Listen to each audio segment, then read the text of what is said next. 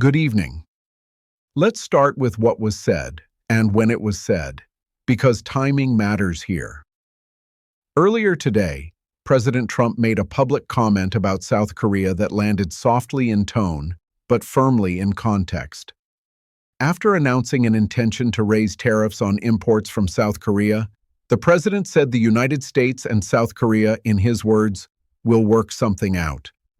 That phrase, simple and conversational, followed a very specific action, a tariff threat. And it came after U.S. officials raised concerns about whether South Korea had fully carried out commitments tied to tariff reductions and investment pledges under a bilateral framework agreed to last year. That sequence matters, because it places reassurance immediately after pressure, and it places negotiation language immediately after a punitive economic signal. You know, sometimes in public remarks like these, what matters is not only what is said, but what is said next. And in this case, the "we'll work something out" came only after the tariff announcement was already out in the open. That means the market, the governments involved, and lawmakers on both sides heard the threat first. Then they heard the possibility of talks. The White House framing here is rooted in compliance. U.S. officials have pointed to ongoing trade deficits. They have also cited what they describe as a failure by Seoul to fully implement parts of the agreement reached last year. Not a collapse of the agreement, not a withdrawal, but an argument over execution, over whether the agreed-upon steps were actually taken, fully and on time.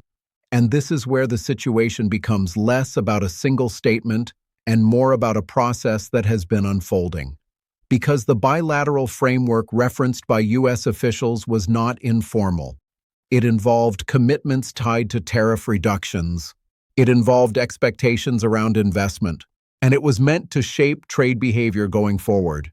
According to the administration, those expectations were not met to their satisfaction. And so the response, at least rhetorically, became tariffs. But then, almost in the same breath, the president offered an off-ramp. "We'll work something out." It's a short sentence, almost casual, and yet it carries the weight of potential negotiations.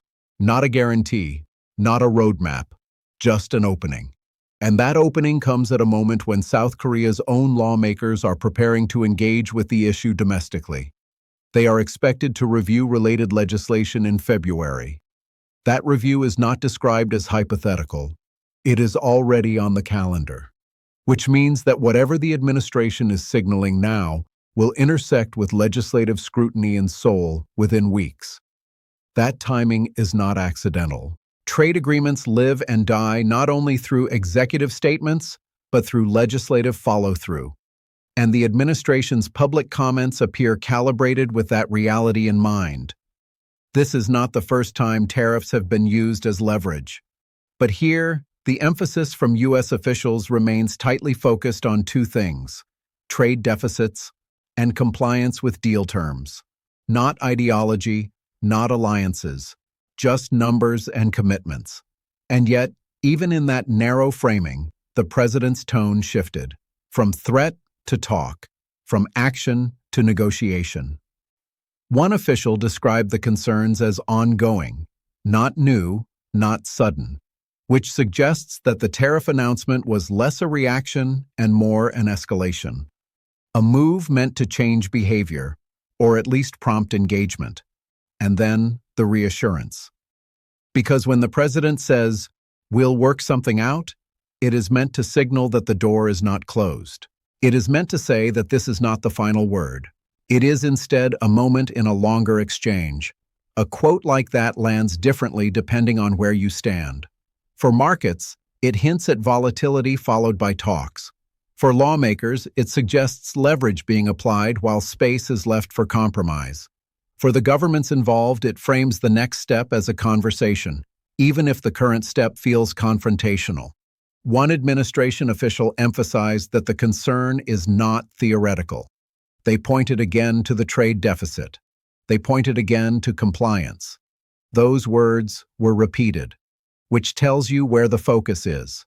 And what is not being said can matter just as much. There was no mention of abandoning the bilateral framework, no indication that talks were off the table, no suggestion that the relationship itself was in question. Just the mechanics, just the terms, just whether they were followed. And that brings us back to the president's phrasing. We'll work something out. It is not detailed. It does not specify who will meet, when, or how. But it functions as a signal that pressure and negotiation are being presented as part of the same strategy.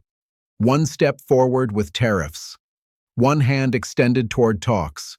As one official put it quietly, this is still a process. That line, understated and careful, captures the moment. Not a conclusion, not a breakdown, just a process still moving. And in moments like this, that can be the most consequential thing of all. So let's slow this down and walk through what sits underneath that moment. Because the tariff threat did not arrive in isolation.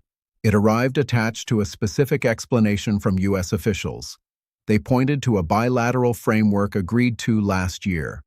That framework included commitments around tariff reductions, commitments around investment pledges. And according to the administration, those commitments were not fully implemented by Seoul, not partially misunderstood, not renegotiated, but not fully carried out. That distinction is important because it places the disagreement squarely in the category of compliance, not consent. The administration is not saying South Korea rejected the deal.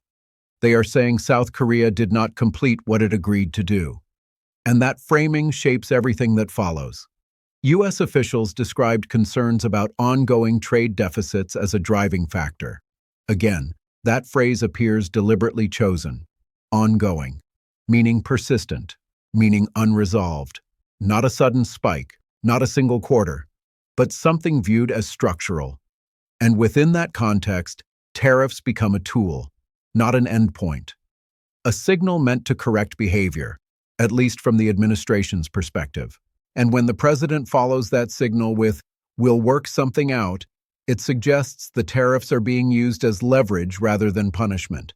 You know, sometimes the order of statements tells you the strategy. Threat first, then talk. That sequencing can be intentional. And here, it lines up with how U.S. officials are describing the situation. They are emphasizing pressure paired with negotiation. They are emphasizing dissatisfaction paired with openness. And they are doing so while repeatedly returning to the same points. Trade deficits, compliance with deal terms. Those phrases recur, which suggests this is not about expanding the scope of the disagreement, it is about narrowing it, keeping it tightly defined. And that matters for what happens next, because South Korea's response is not being described in rhetorical terms. It is being described procedurally. South Korean lawmakers are expected to review related legislation in February. That is not commentary. That is process.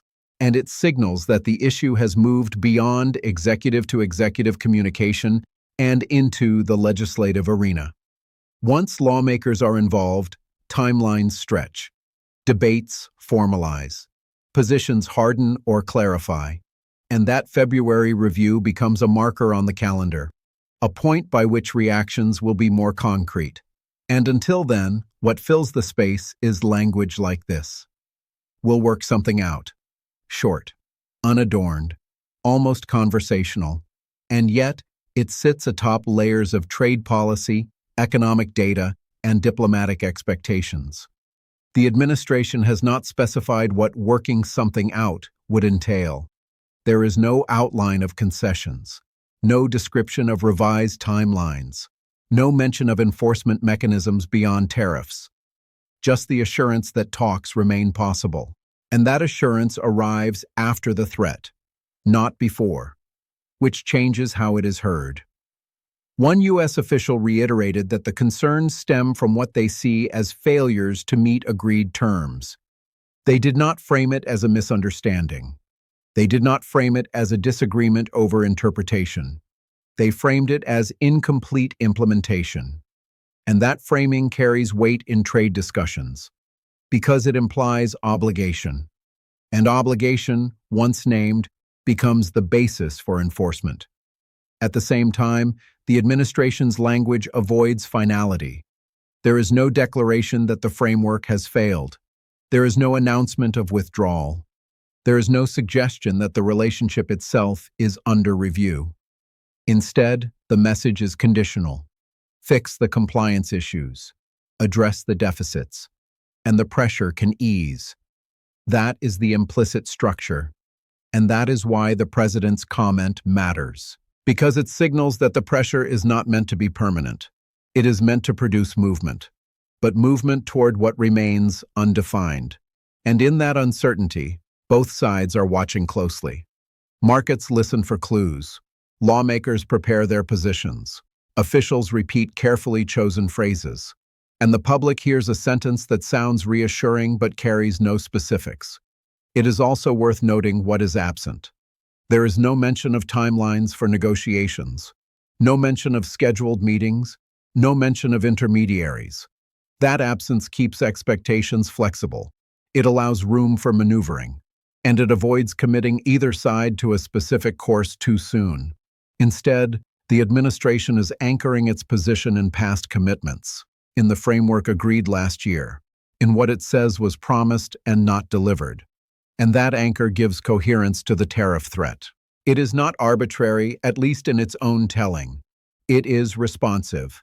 And yet, by pairing that response with an open-ended assurance, the administration maintains optionality. It can escalate, or it can negotiate, or it can do both in sequence. And that is where the February legislative review in South Korea becomes especially relevant. Because that review creates a natural pause, a window, a period during which talks could occur, signals could be exchanged, and positions could be refined, or not. And the administration's language keeps all those possibilities alive. There is a quote that captures this balance. Not dramatic, not declarative, just steady. We'll work something out. It does not promise resolution. It does not promise relief. It simply promises engagement. And in trade disputes, engagement itself can be the objective, at least initially. U.S. officials have emphasized that they are looking for compliance. That word again, compliance. It suggests that from their perspective, the solution already exists. It exists in the text of the agreement, in the commitments made. What remains, in their view, is execution. And so the tariff threat becomes a means to that end. But the administration also seems aware of the risks. Tariffs can escalate tensions. They can provoke retaliation. They can harden public opinion, which is why the reassurance matters. It tempers the threat. It frames it as part of a negotiation rather than a rupture. And that duality is intentional. Pressure paired with possibility. Threat paired with talk. As one official put it, in a phrase that does not seek attention, this is about follow-through. That line does not inflame. It does not reassure. It simply defines the administration's stated goal. And everything that follows, from tariffs to talks, is being presented as a path toward that follow-through. So here we are, between an announcement and a review, between pressure and negotiation, between dissatisfaction and dialogue, and the language remains careful, measured, open-ended, not because the stakes are low, but because the process is still unfolding. So as we come to the end of this moment, it helps to look at where things stand, not where they might go. Because what we have right now is a set of statements that deliberately stop short of resolution. The president has announced a tariff threat. He has followed it with reassurance. U.S. officials have cited specific reasons: trade deficits, compliance with agreed terms, and South Korea, on its side, is preparing for a legislative review in February. Those are the fixed points. Nothing more has been formally added. Nothing has been formally withdrawn. And that balance is the defining feature of this phase. The administration's message is consistent across its public remarks. They are not challenging the existence of the bilateral framework agreed to last year. They are not disputing its legitimacy. They are questioning its implementation. And that distinction narrows the field of disagreement. It says the issue is not whether there should be rules. It is whether the rules that were accepted have been followed.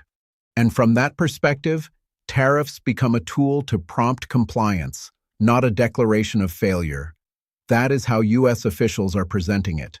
They return, again and again, to the same rationale: ongoing trade deficits, incomplete fulfillment of commitments. Those words appear with careful repetition, which suggests that the administration wants the discussion to stay anchored there, not broadened, not reframed, just focused. And then there is the president's line: "We'll work something out." It is worth sitting with that sentence for a moment, because it is doing a lot of work. It acknowledges the dispute without escalating it rhetorically. It signals openness without promising outcome. It suggests continuity without locking in a path. And it does so in plain language, almost informal, as if to lower the temperature after raising it. That contrast is striking. The tariff threat is formal. It is concrete. It carries economic consequences. The reassurance is conversational. It is abstract. It carries no specifics. Together, they create a dynamic that is familiar in trade negotiations. Pressure applied, dialogue offered, and the timing of South Korea's legislative review adds another layer. Lawmakers are expected to review related legislation in February. That expectation means the issue will soon be debated in a public, structured forum. It will move from executive statements to parliamentary scrutiny. And once that happens, the pace and tone can change. Legislation introduces procedure. Procedure introduces delay. Delay introduces opportunity for talks, or for positions to harden. But at this moment, before that review begins, the administration's statements seem designed to leave room. Room for response. Room for adjustment. Room for negotiation. They are not closing doors. They are not drawing lines that cannot be crossed. They are, instead, applying pressure while keeping the language flexible. And that flexibility is intentional, because trade disputes are rarely resolved by a single announcement. They unfold over weeks, months, sometimes years. They involve data, deadlines, and domestic politics on both sides. And in this case, both governments are operating within those constraints. U.S. officials have emphasized that their concerns are ongoing, not new. That word matters. It suggests patience has already been exercised. It suggests the tariff threat is not the first step, but a later one. And yet, even as they escalate, they stop short of finality. No deadlines have been issued, no ultimatums delivered, no withdrawal threatened, just the assertion that commitments matter, and that there are consequences when they are not fully met. At the same time, the reassurance tempers that assertion. It signals that consequences are not meant to be permanent. They are meant to change behavior. That is the stated logic. And whether that logic holds will depend on what happens next. But we are not there yet. Right now, we are still in the space between statements and actions, between announcement and response, between pressure and review, and the administration seems comfortable keeping it there, at least for now. One U.S. official, speaking in measured terms, described the situation as driven by concerns, not confrontation. That framing avoids drama. It avoids escalation. It keeps the focus on mechanics. And mechanics are easier to negotiate than principles. That may be the calculation. Because when disputes are framed around numbers and implementation, they leave room for adjustment. When they are framed around identity or intent, they harden. Here the language stays technical. Tariff reductions, investment pledges, trade deficits, compliance. These are not emotional terms. They are procedural. And that procedural framing is reinforced by the expected legislative review in February. Lawmakers reviewing legislation are not making speeches for effect. They are examining text. They are debating clauses. They are considering implementation. And that process aligns with the administration's stated concerns. It keeps the conversation grounded in specifics, which, again, may be by design. The president's reassurance fits into that design. It does not resolve the specifics, but it keeps them negotiable. It keeps them alive. And that is often the goal at this stage, to keep the issue moving, not settled, not exploded, just moving. There is a quote that captures the tone of this moment. Simple, unemphatic, but revealing. We'll work something out. It does not answer the question, but it keeps the question open. And in trade disputes, an open question can be more useful than a premature answer, because it allows time. Time for lawmakers to review, time for officials to talk, time for positions to adjust. And that is where we end today, not with resolution, not with escalation, but with a process still in motion. Tariffs announced, negotiations implied, legislation pending review, and language carefully chosen to hold all of that together. This is not the end of the matter, but it is the end of this phase. A phase defined by pressure paired with reassurance, by dissatisfaction paired with dialogue, by firm statements followed by open-ended ones. And in that balance, the administration has made clear what it wants: compliance. And it has made clear how it intends to pursue it, through leverage and through talks. What happens next will depend on how those signals are received. But for now, the message stands as delivered, measured, conditional, unfinished, and very deliberately so.